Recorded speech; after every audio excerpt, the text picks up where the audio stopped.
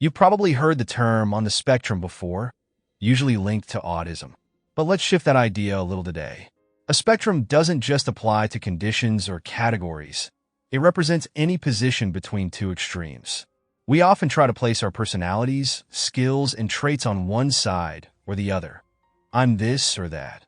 But that's far too rigid. In reality, we are constantly shifting along a spectrum. Think about it. Many of us are introverted until we meet the right people. We dislike reading until we pick up the right book. We're shy until we feel comfortable enough to speak up. We are never static. We flow and change with our environments, our moods, and the people around us. Understanding where we fall on the spectrum at any given time can help us decide if we want to stay there or if it would be healthier to move along it.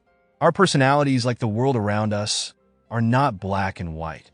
We don't exist on one extreme or another. We are constantly shifting, adapting to our surroundings, the time of day, or even just how we feel.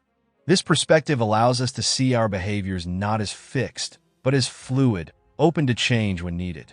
What's more fascinating is that this concept of a spectrum has long existed in various cultures, particularly when it comes to gender. For example, in the Igbo culture of Nigeria, there isn't even a linguistic distinction between genders. Responsibilities traditionally associated with men, like managing land, can be taken on by women if a family's circumstances require it. After the Nigerian Civil War, when many sons didn't return home, some women took on the role of female husbands to continue the family lineage.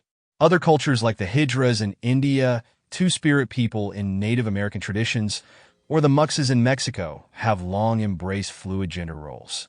These cultures understand that identities like personalities exist on a spectrum.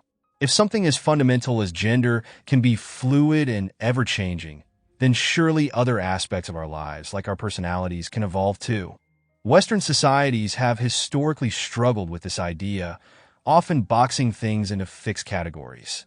For centuries, especially under the influence of rigid religious and social systems, everything had to fit neatly into black or white boxes. Fluidity wasn't welcome because it left room for critical thinking and personal evolution, threatening to shake the systems of power. But the truth is, understanding the spectrum of our personalities gives us more control over our lives. Psychologists have long talked about the big 5 personality traits: openness, conscientiousness, extroversion, agreeableness, and neuroticism. Unlike older models that aim to box people into categories like introvert or extrovert, thinkers or feelers, the Big 5 recognizes that these traits exist on a continuum. We're not locked into one identity forever. Our personalities are fluid, and they can evolve with time and experience. Research shows that as we age, traits like conscientiousness, our attention to detail and work ethic, tend to increase, while traits like neuroticism, our tendency to feel negative emotions, tend to decrease. And while it might be tempting to dial up all the positive traits and reduce the negative ones to zero, that wouldn't lead to a balanced life. Your personality traits are there for a reason. Maybe your higher level of neuroticism keeps you cautious and safe, while your lower openness keeps you grounded. It's important to understand how these traits serve you before you try to change them. But if you find that certain traits are negatively affecting your life, it's empowering to know that you can change them. There's a growing body of research showing that with the right mindset and dedication, we can shift our personalities.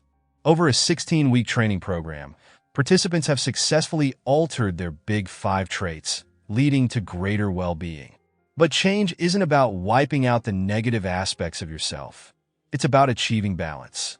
We're all on a spectrum, and acknowledging that gives us the power to both understand and, if necessary, adjust the parts of ourselves that no longer serve us.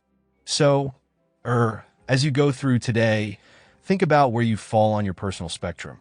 Embrace the fluidity of who you are and the potential for growth. You have the power to navigate that spectrum with intention, creating a life that feels balanced, fulfilling, and uniquely yours.